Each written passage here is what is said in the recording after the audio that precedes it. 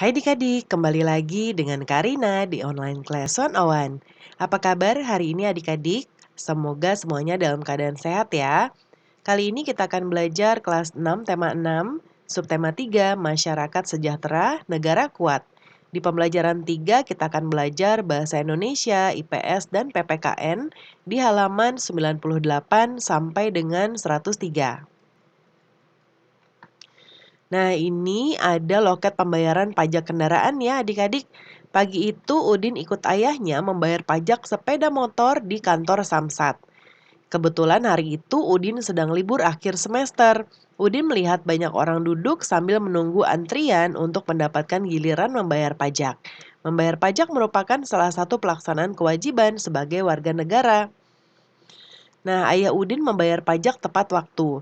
Membayar pajak merupakan kewajiban warga negara. Adapun tanggung jawab warga negara adalah membayar pajak tepat waktu. Ayah Udin telah membayar pajak tepat waktu. Artinya Ayah Udin telah melaksanakan kewajiban dengan benar. Oleh karena itu, Ayah Udin bisa dikatakan telah melaksanakan tanggung jawabnya dengan benar, yaitu membayar pajak tepat waktu. Bagaimana jika semua warga negara memiliki tanggung jawab yang tinggi dalam melaksanakan kewajibannya, seperti Ayah Udin? Apa dampak yang ditimbulkan? Nah, ini ada bacaan judulnya Dampak Pelaksanaan Tanggung Jawab. Boleh adik-adik baca dahulu ya.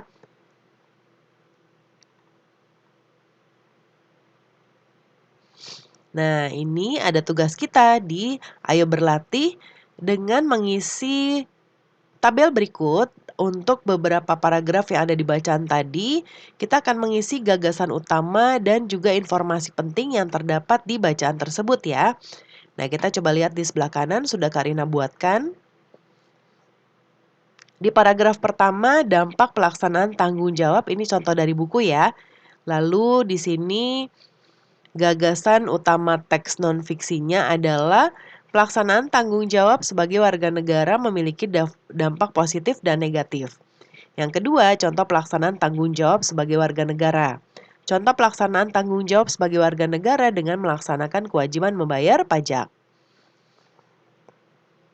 Yang ketiga, bentuk tanggung jawab warga negara untuk menjaga persatuan dan kesatuan bangsa, yaitu bentuk tanggung jawab warga negara untuk menjaga persatuan dan kesatuan bangsa berdampak pada semakin kuatnya suatu negara. Paragraf keempat, bentuk tanggung jawab warga negara adalah menjaga dan melestarikan warisan budaya bangsa. Bentuk tanggung jawab warga negara adalah menjaga dan melestarikan warisan budaya bangsa. Paragraf kelima, pelaksanaan tanggung jawab dalam kehidupan sehari-hari dengan tidak baik. Pelaksanaan tanggung jawab dalam kehidupan sehari-hari dengan tidak baik membawa dampak negatif bagi kesejahteraan masyarakat. Di paragraf ke-6, pelaksanaan tanggung jawab bagi dalam kehidupan sehari-hari dengan baik. Ya, kemudian pelaksanaan tanggung jawab warga negara dengan baik membuat masyarakat sejahtera dan negara menjadi kuat. Kemudian berikutnya, diskusikan bersama kelompokmu tentang dampak pelaksanaan tanggung jawab sebagai warga negara dalam kehidupan sehari-hari.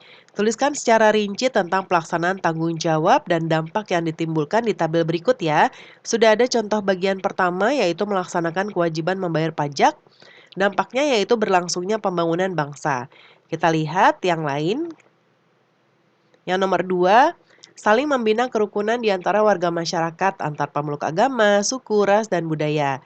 Ya, kemudian dampaknya tercipta kehidupan masyarakat yang aman, damai, dan tentram sehingga negara semakin kuat.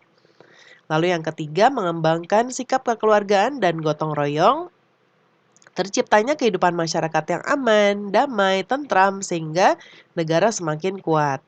Yang keempat, memanfaatkan sumber daya alam sesuai dengan kebutuhan. Sumber daya alam menjadi tetap terjaga. Yang kelima, memanfaatkan sumber daya alam dengan tetap menjaga kelestariannya. Sumber daya alam menjadi tetap terjaga kelestariannya. Nah, pembelajaran kita sudah selesai ya adik-adik. Terima kasih sudah menonton sampai akhir. Mohon dimaafkan apabila ada kesalahan dalam perkataan maupun dalam materi yang diberikan. Sampai jumpa di pembelajaran berikutnya.